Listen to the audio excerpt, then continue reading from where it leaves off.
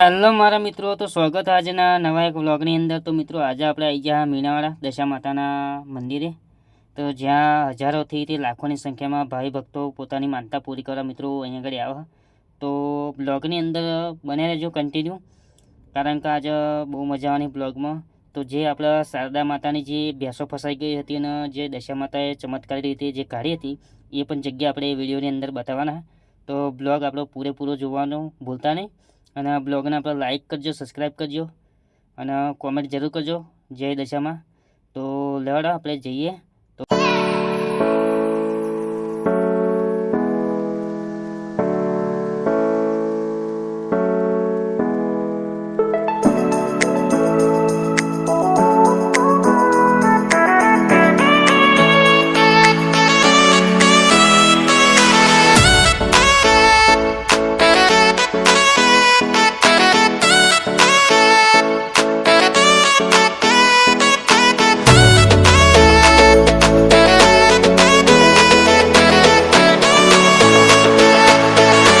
તો આપણે મીનાવાડામાં એન્ટર થઈ છે, તમે જોઈ શકો છો અત્યારે।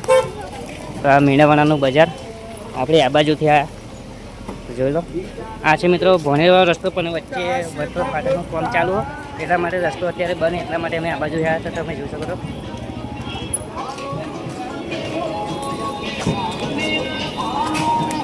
તો જોઈ લો મિત્રો, આ છે મંદિરનો ગેટ, તમે જોઈ શકો છો। આ બાજુ ભોનેરથી અવાય તો બી આવે, ભોનેર બાજુથી તમે આવશો તો બી અવાશે, અને આ બાજુ આ નીલાવાળા રોડ એટલે કે ડાકોર હાઈવેથી આવશો તો બી અવાશે। અને આ છે મંદિરનો ગેટ, અને અહીંથી આપણે અંદર જતું રહેવાનું। તો અહીંયા પ્રસાદીની દુકાનો, ઘણી બધી દુકાનો છે, તમે લઈ શકો છો। તો વિડીયોની અંદર કન્ટિન્યુ બનાવી રહેજો, કારણ કે બહુ મજા આવવાની આજે તો।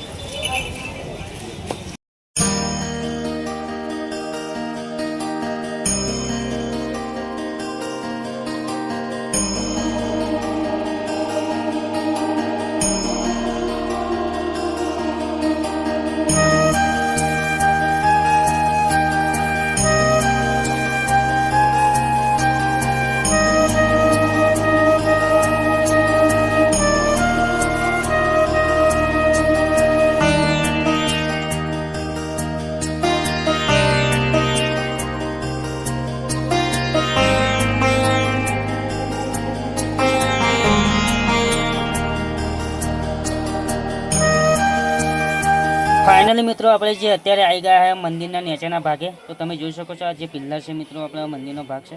તો મિત્રો અત્યારે ટૂંક જ સમયમાં માતાજીનું વ્રત આવવાનું, એટલા માટે અહીંયા મૂર્તિઓ પણ સ્ટોક આવી ગયો, તો જોઈ લો મિત્રો। તો જેને પણ મૂર્તિ લેવી હોય તો અહીં લઈ શકો। તો જોઈ લો, આ છે મૂર્તિઓ।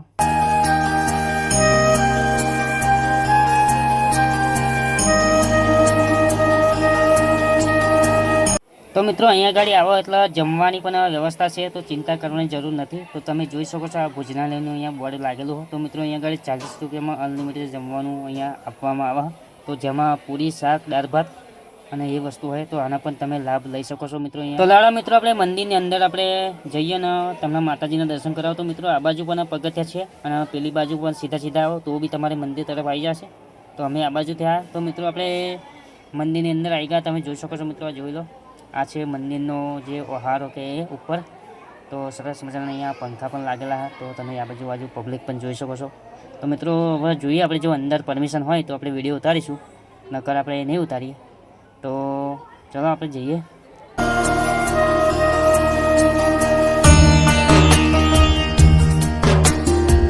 તો મિત્રો આજે થયો સોમવારને અમે આવી ગયા મીનાવાડા। તો જોઈ લો મિત્રો, આજે ફૂલ પબ્લિક છે આજે પણ। તો જોઈ લો મિત્રો, અને ટૂંક જ સમયમાં વ્રત આવશે, જેના વ્રતના સમયમાં અહીંયા આગળ મેળા પણ બહુ જ ભરાશે। તો આપણે મેળાનો પણ આપણો વ્લોગ આવશે, તો જોવાનું ભૂલતા નહીં। તો મિત્રો અહીંયા મેલડી માતાનું પણ બાજુમાં મંદિર આવેલું હોય, તો તમે એના પણ દર્શન તમે કરી શકો છો। તો જોઈ લો મિત્રો, આજે તમે સમાધિ જોઈ રહ્યા છો શારદામાના પિતાજીની સમાધિ છે, જે મણિભાઈ કારાભાઈ ચૌહાણ કરીને હતા, એમનું નામ છે મિત્રો। તો તમે જોઈ શકો છો સમાધિ એમની પણ છે। તો મિત્રો ગામનું નામ મીનાવાડા કેમ પાડ્યું, તો એનો પણ આપણે ઇતિહાસ કહીશું, જેટલું મને ખબર છે એટલું આપણે કહીશું।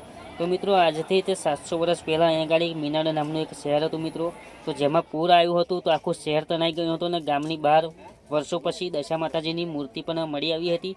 તો જેથી કરીને દશા માતાની મૂર્તિ મળી એટલે અહીંયા આગળ મીનાવાડા ગામનું નામ રાખવામાં આવ્યું હતું। તો મિત્રો સ્થાનિકોના જણાવ્યા પ્રમાણે મિત્રો વર્ષ 1995માં ગામની એક શારદાબા નામની દીકરી હતી જે દશામાની ભક્ત હતી અને શ્રાવણ માસમાં દશામાના વ્રત કરી રોજ કોઈના ઘરે જઈ આરતી અને નિત્યક્રમ મુજબ જતી હતી. મિત્રો એક બાજુ વ્રત પણ ચાલુ હતું શારદાબાને અને એક બાજુ ઉપવાસ પણ એવા કરતા હતા. તો મિત્રો ત્યારે એક દિવસ એવા મહોર નદીના ખેતરોમાં ભેંસો ચરાવી પરત સાંજે ઘેર ફરી રહ્યા હતા. ત્યારે તેમની ભેંસો ખડિયાત વહેરામાં ફસાઈ ગઈ હતી. પણ ત્યારે દશામાની આરતીનો અને પૂંજાનો ટાઈમ થઈ ગયો હતો મિત્રો.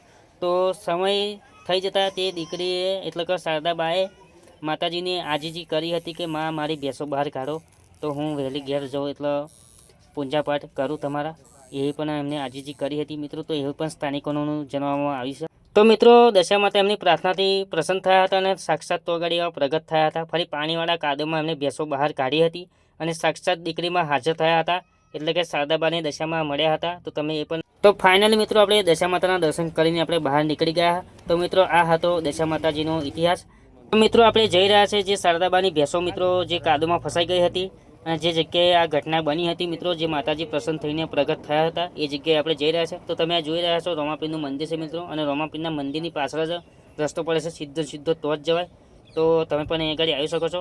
તો વિડીયોની અંદર બન્યા રહેજો કારણ કે હવે મજા આવશે જોવાની. તો આ પણ જોવાલાયક છે કારણ કે અત્યાર સુધીમાં કોઈને બતાવ્યું નથી પણ આપણે બતાવીએ. તો વિડીયો મિત્રો આપણે જે શારદા માતાની જે ભેંસો આપણે ફસાઈ ગઈ હતી એ એમના તો આપણે એક ભાઈ મળ્યા હતા આપણે એમને પૂછી જોઈએ. તો કઈ ગાડી ભાઈ બનાવી દઈએ જગ્યા અહીં આપણે નીચે ઉતરી જાવ નદી આવશે ત્યાં અહીંયા ગાડી આવી એમ ને. તો ફાઇનલી આપણને આ ભાઈ આપણે રસ્તો બતાવી દીધો તો આપણે આ રસ્તા જવાનું. તો મોટાભાગના યુટ્યુબર નહીં બતાવ્યા રસ્તો પણ આપણે જઈશું. તો ચલો કન્ટિન્યુ બ્લોગમાં બનાવી રહેજો. તો આપણે જોઈએ શારદામાની જે ભેંસો ફસાઈ ગઈ હતી એ જગ્યા અંદર કન્ટિન્યુ બનાવી રહેજો. તો ફાઇનલી આપણે જગ્યાએ પહોંચવા જાય તો જોઈ શકો છો મિત્રો. આપણે પેલી જગ્યા જે કઈ આવી આપણે શારદામાની જે ભેંસો ફસાઈ ગઈ હતી હા આ જ જગ્યા. તો આપણને આ કાકાએ આપણને બતાવી દીધું. આપણને તો ખબર નથી પણ આ તો આવી ગયા કારણ કે જોઈ લીધું તમને બતાવું. તો જોઈ લો મિત્રો આ જગ્યા એ જ છે. અહીંયા ગાડી શારદામાની જે ભેંસો અહીં ગાડી ફસાઈ ગઈ હતી અને દશામાને એમને પ્રાર્થના કરી તેના દશામાં એમને અહીં ગાડી પરચો આપીને જે ભેંસો કાઢી હતી. તો જોઈ લો તમે જોઈ શકો છો. ફાઇનલી આપણે આ કાકાને પૂછ્યું કે આ જગ્યા તો કેટલા વર્ષ થયા છે બધું બને અહીંયા ગાડી? એ લગભગ 20 થી 21 વર્ષ થઈ ગયા. 20 થી 21 વર્ષ આ બનાવ અહીં ગાડી જે બની ગયો હતો એ તમે જોઈ શકો છો. તો જોઈ લો મિત્રો અંદરથી અહીંથી આ બાજુ આ જગ્યા આવી દેખાશે. અત્યારે સિમેન્ટનો પારો મારી દીધો. તો બ્લોગ આપણો લાઈક ને સબસ્ક્રાઈબ કરવાનું ભૂલતા નહીં. તો આજનો બ્લોગ કેવો લાગ્યો અને કોમેન્ટમાં જે દશામાં લખવાનું ભૂલતા નહીં. તો અને સપોર્ટ બી કરતા રહેજો જેથી કરીને મેં આવા અવનવા વિડીયો અમે લાવી શકીએ. તો જય દશામાં હર હર મહાદેવ.